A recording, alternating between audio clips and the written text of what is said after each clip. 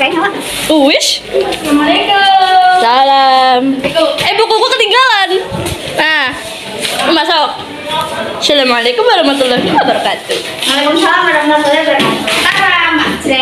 Ya teman-teman, apa sih itu bioteknologi? Jadi bioteknologi adalah cabang ilmu biologi yang mempelajari pemanfaatan makhluk hidup maupun produk dari makhluk hidup dalam proses produksi untuk menghasilkan barang dan jasa yang dapat digunakan oleh manusia. Ada dua jenis ilmu bioteknologi. Yang pertama ada bioteknologi modern.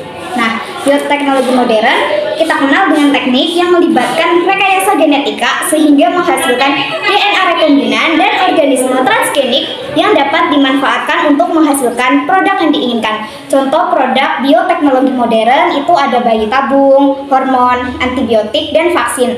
Nah, yang kedua ada bioteknologi konvensional. Apa sih bioteknologi konvensional? Bioteknologi konvensional adalah bioteknologi sederhana yang memanfaatkan organisme secara langsung untuk menghasilkan produk dan jasa yang bermanfaat bagi manusia.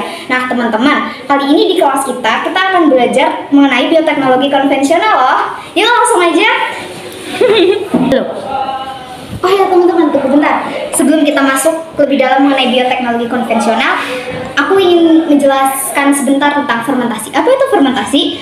Fermentasi atau peragian adalah proses produk energi dalam sel dengan keadaan anaerobik yang menghasilkan perubahan biokimia organik melalui aksi enzim. Oke, langsung kita lanjut ke bioteknologi konvensional. Contoh produk bioteknologi konvensional yang pertama ada tahu.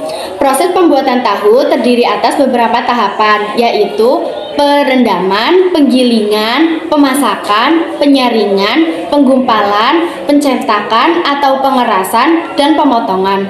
Bakteri yang membantu fermentasi pada tahu adalah Lactobacillus plantarum. Itu dia, lanjut yang kedua. Yang kedua ada Yakult. Yakult dibuat dengan cara memfermentasi campuran susu bubuk skim dan glukosa menggunakan bakteri Lactobacillus acesei sirot strain. Bahannya adalah 1. Bakteri Lactobacillus acesei sirot strain, 2. Susu non-fat, 3. Sukrosa atau gula pasir, 4. Glukosa, 5. Aroma alami Yakult dan air. Oke guys, dadah. Yang ketiga ada keju. Keju dibuat dengan cara pasteurisasi atau pemanasan dengan suhu rendah yaitu 70 derajat Celcius yang bertujuan untuk membunuh bakteri patogen. Setelah itu didinginkan sekitar 32 sampai 40 derajat Celcius. 2. Pengasaman susu. Agar enzim bisa bekerja dengan optimal, cara paling umum ialah dengan menambahkan bakteri Lactobacillus bulgaricus atau Streptococcus thermophilus. 3.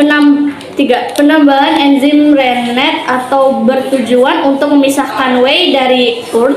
Whey itu cairan semi transparan yang tertinggal selama proses pengendapan dalam pembuatan keju, dan curd itu susu yang telah dipasteurisasi dengan bakteri Rennet lalu dicampur.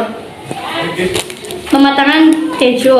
Kemudian jika didiamkan hingga beberapa jam akan terjadi penggumpalan. Oke, next. Yang keempat ada kecap. Proses pengolahan biji kedelai menjadi kecap itu dimulai dari sortasi. Habis disortasi lalu dicuci. Setelah dicuci, biji kedelai akan direbus, kemudian mengalami proses fermentasi 1, kemudian fermentasi 2, dan kemudian dilanjut dengan pemasakan dengan penambahan bumbu-bumbu yang siap digunakan, kemudian disaring dan hingga akhirnya didinginkan lalu dimasukkan ke dalam kemasan. Terus setelah kecap ada tempe. Kenapa apa ya? Tempe. Oke, gimana sih caranya kita bikin tempe? Jadi pertama, biji kedelai yang sudah dipilih, biji kedelai pilihan bukan seperti ini.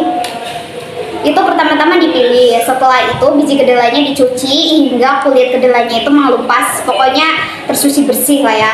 Setelah itu biji kedelai ditiriskan, kemudian direbus. Setelah direbus, tempe diberi ragi, kemudian setelah diberi ragi dimasukkan ke dalam wadah, didiamkan hingga akhirnya terbentuklah tempe seperti ini. Tempe